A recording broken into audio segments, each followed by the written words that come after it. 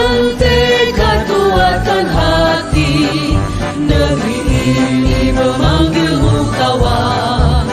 Belajar bergerak berbagi untuk negeri, guru penggerak majukan pendidikan.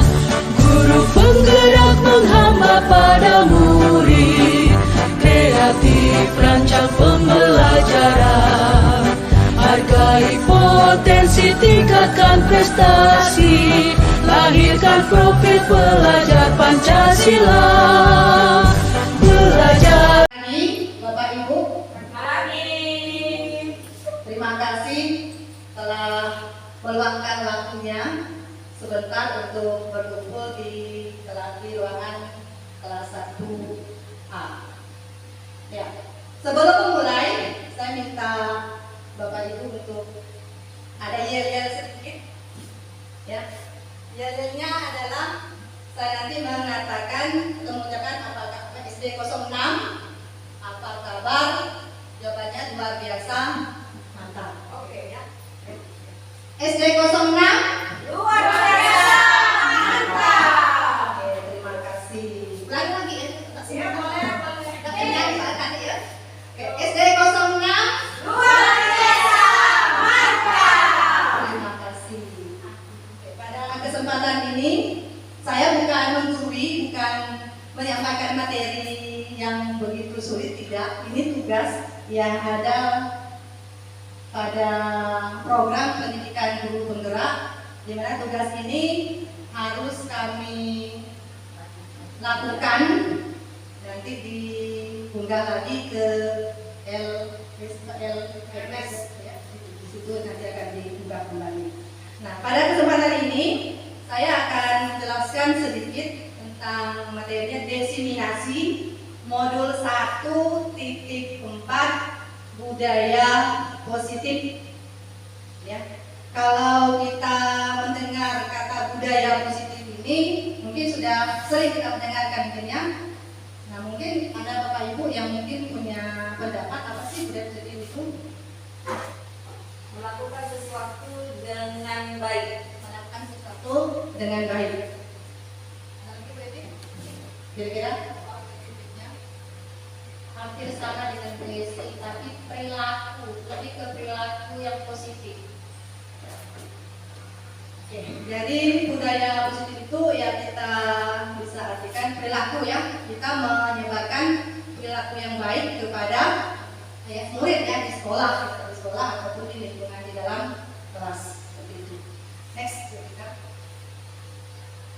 kemudian apa tujuannya?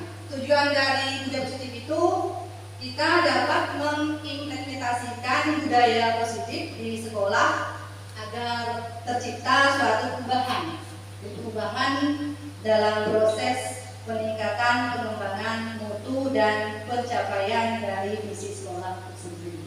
Jadi kita menyebarkan di mana kita bisa menerapkan ya perubahan tadi yang baik tadi kepada anak murid kita.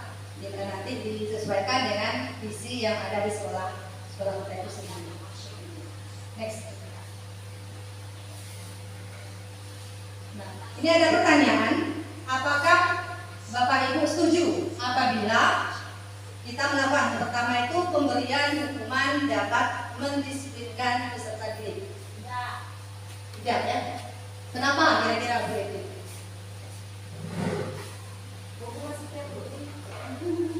Hukuman itu kan fisik bisa juga tergantung perbuatan yang apa yang dilakukan oleh anak.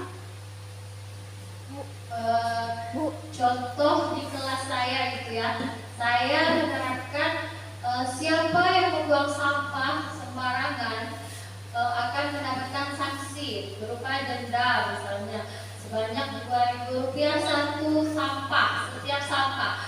Tapi itu tidak berpengaruh untuk mereka. Mereka tetap buang sampah sembarangan. Memang tidak semuanya, tapi masih ada beberapa yang melanggar kesepakatan itu.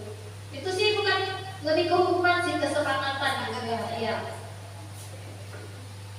Terima kasih Bu Evi. Jadi pemberian hukuman itu dapat mendisiplinkan peserta didik, tidak ya? Jadi nanti ada efeknya Bu. Tapi ada juga kalau saya beri hukuman itu menulis. Kalau saya memberi hukuman kepada siswa itu menulis misalkan di luar kan kita udah perjanjian. Kalau keluar kita nulis ya mungkin 2 halaman. Nah mereka tuh kalau keluar nulis tapi besok-besoknya ya mereka tuh udah keluar. Itu udah saya lakukan. Jadi alhamdulillah mereka nggak keluar lagi karena menulis saja. Tergantung kepada anaknya kali ya Bu ya. Nah, di mana anaknya itu ada efek jerah enggak ya diberikan hukuman yang tadi sesuai dengan perbuatannya. Kemudian pemberian reward. Kemudian juga yang C-nya guru harus mampu memberikan solusi untuk peserta didik yang bermasalah. Sebenarnya 3 poin ini sudah kita lakukan ya, sudah kita lakukan kepada anak didik kita yang menghadapi masalah di dalam belajar.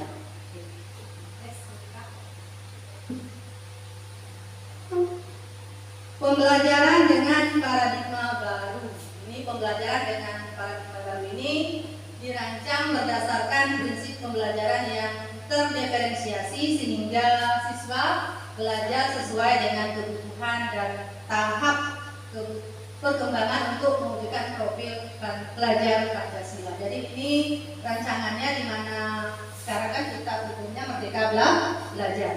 Jadi ada profil pelajar Pancasila di mana anak-anak itu guru ini sebenarnya bukan memaksa, kita sebagai fasilitator membantu anak, menuntun anak di dalam belajar. Jadi anak itu kita berikan kesempatan untuk belajar, nanti gurulah yang menuntunnya.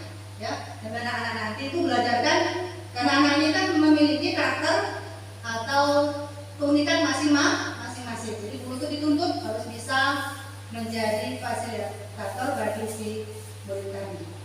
Kita lanjut. Next kita. Kemudian budaya positif.